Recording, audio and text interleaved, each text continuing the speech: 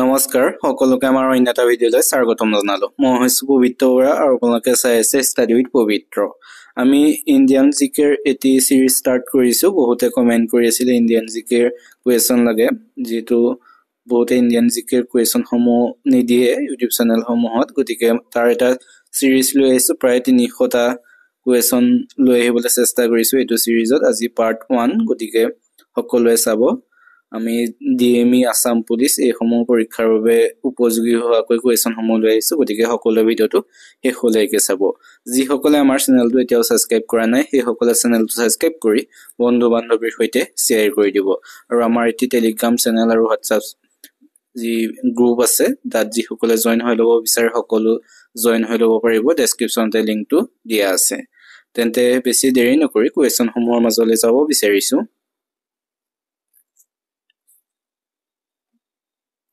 আজিৰ প্ৰথম কোৱেশ্চনটো সুধিছে ভাৰতত বৈদেশিক মুদ্ৰাৰ তত্ত্বাৱধায়ক কোন ভাৰতত বৈদেশিক মুদ্ৰাৰ তত্ত্বাৱধায়ক কোন সুধিছে ইয়াৰ অপচনৰ শুদ্ধ উত্তৰ হৈছে অপচন সি ভাৰতীয় ৰিজাৰ্ভ বেংক হৈছে ভাৰতত বৈদেশিক মুদ্ৰাৰ তত্ত্বাৱধায়ক আৰু লগতে মনত ৰাখিবা আমাৰ দেশৰ কেন্দ্ৰীয় বেংক হৈছে ৰিজাৰ্ভ বেংক অফ ইণ্ডিয়া আহি যাব পাৰে আমাৰ দেশৰ কেন্দ্ৰীয় বেংক কি ৰিজাৰ্ভ বেংক অফ ইণ্ডিয়া যাক চমুকৈ আৰবিআই বুলি কোৱা হয় আৰু কেন্দ্ৰীয় বেংকৰ প্ৰধান কাৰ্যাৱলী হৈছে কাগজী মুদ্ৰাৰ ছপা আৰু প্ৰচলন কৰা হেতু মনত ৰাখিবা কাগজী মুদ্ৰাৰ ছপা আৰু প্ৰচলন কৰা হৈছে কেন্দ্ৰীয় বেংকৰ প্ৰধান কাৰ্য আৰু আমাৰ দেশৰ কেন্দ্ৰীয় বেংক হৈছে ৰিজাৰ্ভ বেংক অফ ইণ্ডিয়া আৰু আমি তাৰ পিছৰ কোৱেশ্চনটো লৈ যাওঁ তাৰ পিছৰ 2 নম্বৰ কোৱেশ্চনটো সুধিছে Where is the headquarters of the Reserve Bank of India located?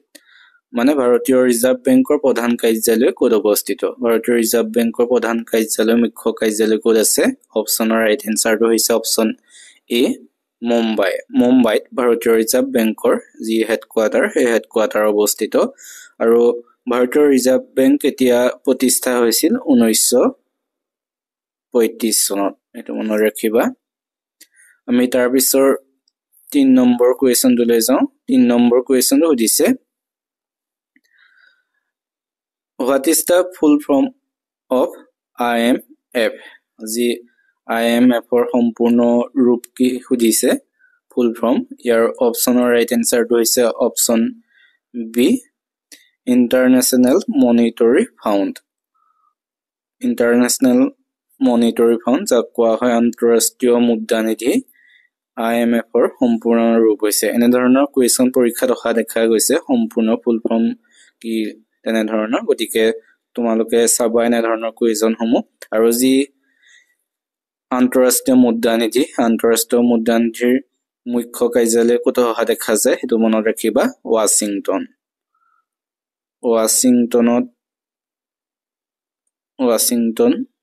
DC আন্তঃৰাষ্ট্ৰীয় মুদ্ৰা নিধিৰ মুখ্য কাৰ্যালয় অৱস্থিত আৰু তেনে ধৰণৰ আছে NEFT বুলি যি কোৱা হয় নেফ তাৰ ফুল ফৰ্ম কি আহিব পাৰে NEFT ইয়াৰ ফুল ফৰ্ম কি তোমালোকে ক'ব পাৰা নে ইয়াৰ ফুল ফৰ্ম হৈছে নেশ্যনেল ইলেক্ট্ৰনিক ফাউণ্ডছ ট্ৰান্সফাৰ যিটো বেংকৰ সৈতে জড়িত যি কোৱা হয় নেফ কৰা হল বুলি নেশ্যনেল ইলেক্ট্ৰনিক ফাউণ্ড ট্ৰান্সফাৰ অৰ্থাৎ এই পদ্ধতিৰে বেংকৰ কোনো শাখাৰ পৰা আন যিকোনো শাখালৈ টকা পঠিয়াব পাৰি এটো মনত ৰাখিবা আমি তাৰ পিছত 4 নম্বৰ কোৱেশ্চনটো লৈ আহিছো 4 নম্বৰ কোৱেশ্চন সুধিছে কোন বছৰত ভাৰত চৰকাৰে ইউপিআই যোগে লেনদেনৰ ব্যৱস্থা কাৰ্যকৰী কৰে ইউপিআই যোগে লেনদেনৰ যি অনলাইন ট্ৰানজেকচন তাৰ যি ব্যৱস্থা হেতু কোন বছৰত কৰিছিল সুধিছে এই কোৱেশ্চনটো এসআই এক্সামত আহিছিল গতিকে মনত ৰাখিবা এনে ধৰণৰ কোৱেশ্চন সমূহ ইয়াৰ ৰাইট এনসাৰটো হৈছে অপচন ডি 2016 চনত ভাৰত চৰকাৰে ইউপিআই যোগে লেনদেনৰ ব্যৱস্থা কাৰ্যকৰী কৰে আমি তাৰ পিছত আহিছো 5 নম্বৰ কোৱেশ্চনটোলৈ 5 নম্বৰ কোৱেশ্চন সুধিছে The largest kitchen in the world is located in which state পৃথিৱীৰ সৰ্ববৃহৎ ৰান্ধনীঘৰটো কোন ৰাজ্যত অৱস্থিত পৃথিৱীৰ সৰ্ববৃহৎ ৰান্ধনীঘৰ সুধিছে এটো কোনখন ৰাজ্যত আছে অপশনত দিছে উৰিষ্যা, উত্তৰ প্ৰদেশ, বিহাৰ, পশ্চিম বংগ। ইয়াৰ ৰাইট এনসাৰটো হৈছে অপশন এ উৰিষ্যা। উৰিষ্যাত পৃথিৱীৰ সৰ্ববৃহৎ ৰাজধানী ঘৰটো অৱস্থিত। যি পুৰীৰ জগন্নাথ মন্দিৰ, সেই জগন্নাথ মন্দিৰৰ ৰাজধানী ঘৰটো হৈছে পৃথিৱীৰ সৰ্ববৃহৎ ৰাজধানী ঘৰ। এইটো ক'ত আছে? উৰিষ্যাত আছে। আৰু ইয়াৰ প্ৰতিদিনত কিমান? 300 কুইণ্টল চাউলৰ ভাত ৰন্ধা হয় এই উৰিষ্যাৰ যি জগন্নাথ মন্দিৰৰ ৰান্ধনী ঘৰ, তাত প্ৰায় প্ৰতিদিনে 300 কুইণ্টল চাউলৰ ভাত ৰন্ধা হয়। আৰু এইটোৱে হৈছে পৃথিৱীৰ সৰ্ববৃহৎ ৰান্ধনী ঘৰ। আমি তাৰ পিছতে 6 নম্বৰ কুৱেশ্যনটোলৈ যাব বিচাৰিছো। 6 নম্বৰ কুৱেশ্যন সুধিছে, what is the capital city of Bihar? বিহাৰৰ ৰাজধানী চহৰ কি সুধিছে। ইয়াৰ অপশ্যন 4টাৰ ভিতৰত শুদ্ধ উত্তৰটো হৈছে অপশ্যন চি পাটনা। পাটনা হৈছে বিহাৰৰ ৰাজধানী চহৰ। আৰু ইয়াৰ অপশ্যন 8 যি আছে আগৰতলা। আগৰতলা ক'ৰ ৰাজধানী চহৰ? ত্ৰিপুৰা। আৰু অপশ্যন বিত থকা আইজল। আইজল হৈছে মিজোৰামৰ ৰাজধানী চহৰ। আৰু অপশ্যন ডিত আছে যি জয়পুৰ। জয়পুৰ হৈছে ৰাজস্থানৰ ৰাজধানী চহৰ। এইকেইটা মনত ৰাখিবা সকলোৱে। আমি তাৰ পিছৰ কুৱেশ্যনটোলৈ যাব বিচাৰিছো। তাৰ পিছৰ 7 নম্বৰ কুৱেশ্যনটোলৈ আহিছো। 7 নম্বৰ কুৱেশ্যন সুধিছে, in how many years did Sikkim BCom A part of India? অৰ্থাৎ কিমান চনত ছিকিম ভাৰতৰ অংশ লৈছিল? কিমান চনত অংশ হয়? কিমান চনত ছিকিম ভাৰতৰ অংশ হয় সুধিছে। ইয়াৰ অপশ্যন 4টাৰ ভিতৰত শুদ্ধ উত্তৰটো হৈছে অপশ্যন ডি 1975 চনত। 1975 চনত 1975 চনত যি ছিকিম ভাৰতৰ অংশ হয়। আমি তাৰ পিছত আহিছো 8 নম্বৰ কুৱেশ্যনটোলৈ। 8 নম্বৰ কুৱেশ্যন সুধিছে, ভাৰতৰ কেন্দ্ৰীয় শাসিত অঞ্চলৰ সংখ্যা কিমান? ভাৰতৰ কেন্দ্ৰীয় শাসিত অঞ্চলৰ সংখ্যা কিমান সুধিছে। এইটো তোমালোকে জানিবাই চাগে, গতিকে তোমালোকৰ বাবে আজি কুৱেশ্যনটো ৰাখিছো। আজিৰ ভিডিঅ'ত যিটো কুৱেশ্যন ৰখা নাই তোমালোকৰ বাবে, এইটো তোমালোকৰ বাবে ৰাখিছো। সকলোৱে কমেণ্ট কৰিবা ভাৰতীয় কেন্দ্ৰীয় শাসিত অঞ্চলৰ সংখ্যা কিমান। ইয়াত অপশ্যন 8 দিছে 5খন, অপশ্যন বিত দিছে 6খন, অপশ্যন চিত দিছে 7খন, আৰু অপশ্যন ডিত দিছে 8খন। গতিকে অপশ্যন 4টাৰ ভিতৰত কোনটো শুদ্ধ হয় সকলোৱে কমেণ্ট কৰি জনাবা। আমি তাৰ পিছৰ কুৱেশ্যনটোলৈ যাওঁ। তাৰ পিছত আহিছো 9 নম্বৰ কুৱেশ্যনটোলৈ। 9 নম্বৰ কুৱেশ্যন সুধিছে, Tirupati temple is located in which state? অৰ্থাৎ তিৰুপতি মন্দিৰ কোনখন ৰাজ্যত অৱস্থিত? ইয়াৰ অপশ্যন কেইটাৰ ভিতৰত শুদ্ধ উত্তৰটো হৈছে অপশ্যন বি অন্ধ্ৰপ্ৰদেশ। তিৰুপতি মন্দিৰ অন্ধ্ৰপ্ৰদেশত অৱস্থিত। এইটো মনত ৰাখিবা। যি অন্ধ্ৰপ্ৰদেশৰ চিত্তুৰ জিলা, সেই চিত্তুৰ জিলাতে এই তিৰুপতি মন্দিৰ অৱস্থিত। আমি তাৰ পিছত আজি 10 নম্বৰ কুৱেশ্যনটোলৈ আহিছো। 10 নম্বৰ কুৱেশ্যন সুধিছে, what is the name of the oldest mountain in India? আমাৰ যি ভাৰতৰ, সেই ভাৰতৰ আটাইতকৈ প্ৰাচীন পৰ্বতটোৰ নাম কি কথা সুধিছে। কোনটো ভাৰতৰ আটাইতকৈ প্ৰাচীন পৰ্বত? অপশ্যনৰ শুদ্ধ উত্তৰটো হৈছে অপশ্যন এ আৰাৱলী। আৰাৱলীটো হৈছে ভাৰতৰ আটাইতকৈ প্ৰাচীন পৰ্বতমালা।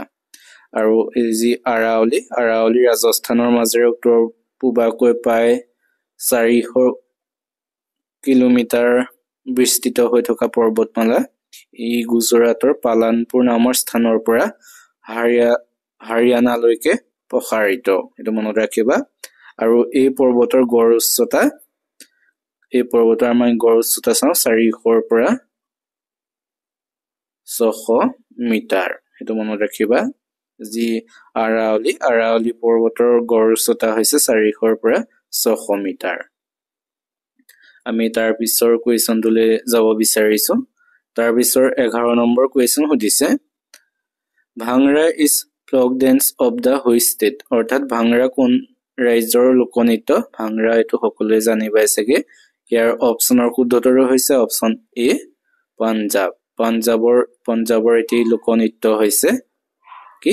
ভাংৰা। আমি তাৰ পিছৰ আহিছো 12 নম্বৰ কুৱেশ্যনটোলৈ।